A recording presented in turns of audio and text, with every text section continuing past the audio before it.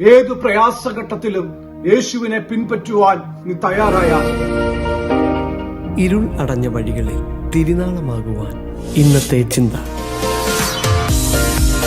ദൈവത്തിന്റെ ധന്യമുള്ള തിരുനാമത്തിന് നന്ദിയോടെ സ്തുതിക്കുന്നു, സ്തോത്രം ചെയ്യുന്നു. ഇന്നത്തെ ചിന്തയിലേക്ക് എല്ലാവർക്കും സ്വാഗതം. ഇന്നത്തെ ചിന്തയ്ക്കായി മത്തായി സുവിശേഷം 16-ാം അധ്യായത്തിലേക്ക് നമ്മുടെ ശ്രദ്ധയെ തിരിക്കാം.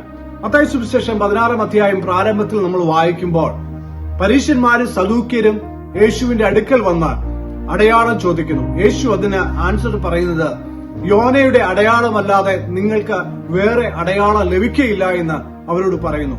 അവർ ആഗ്രഹിച്ച ഒരു ആൻസർ അല്ല യേശുവിൽ നിന്ന് അവർക്ക് ലഭിച്ചത്.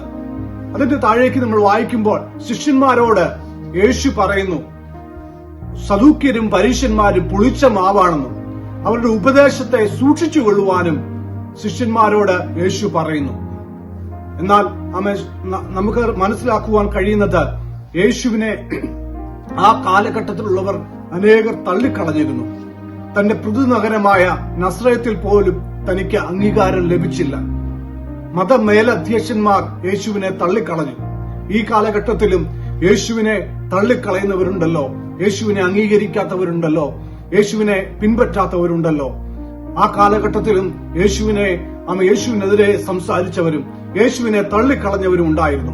എന്നാൽ തന്റെ താഴേക്ക് വായിക്കുമ്പോൾ, ആ 16-ാം അധ്യായം താഴേക്ക് വായിക്കുമ്പോൾ യേശു തന്റെ ശിഷ്യന്മാരോട് ചോദിക്കുന്നു, നിങ്ങൾ എന്നെ ആരെന്ന് പറയുന്നു? അതിന് ആൻസർ ആയിട്ട് ചാടിക്കയറി ശീമോനായ പത്രോസ് ആൻസർ പറയുന്നത്, നീ ജീവനുള്ള ദൈവത്തിന്റെ പുത്രനായ ക്രിസ്തു എന്ന അതിന് ആൻസർ പറയുന്നുണ്ട്.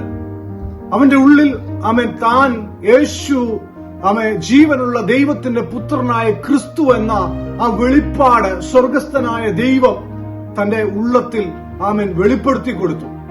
ഈ കാലഘട്ടത്തിൽ ഞാൻ നിങ്ങളോട് പറയട്ടെ, പിതാവായ ദൈവം ദൈവത്തിന്റെ പുത്രനായ ക്രിസ്തു എന്ന വെളിപ്പാട്, യേശു ദൈവത്തിന്റെ പുത്രനായ ക്രിസ്തു എന്ന വെളിപ്പാട് എന്റെ നിങ്ങളുടെ ഉള്ളത്തിൽ ഉണ്ടാകട്ടെ.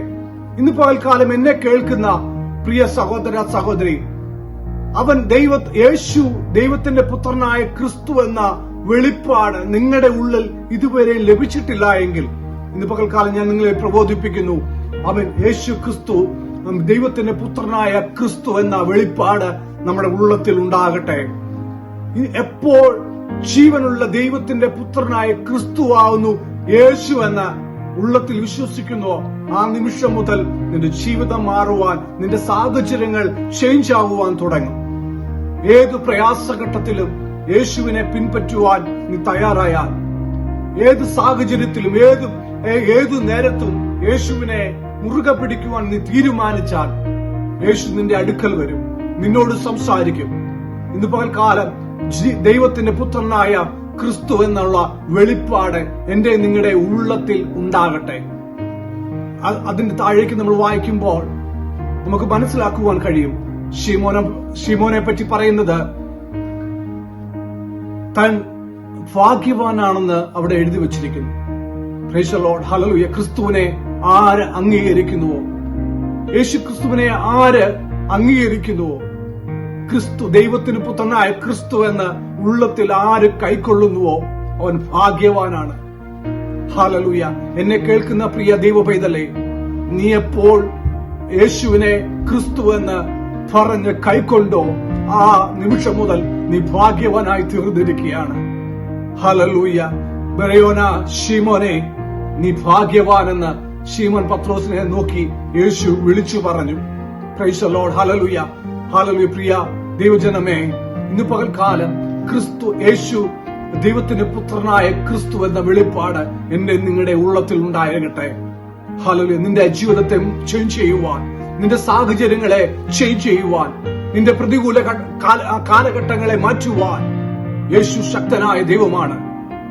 ഈ വചനങ്ങൾ നിങ്ങളുടെ ജീവിതത്തിൽ ഒരു അനുഗ്രഹമായി തീരട്ടെ എന്ന പ്രാർത്ഥനയോടെ എന്റെ വാക്കുകൾ നിർത്തുന്നു. God bless you all. Thank you.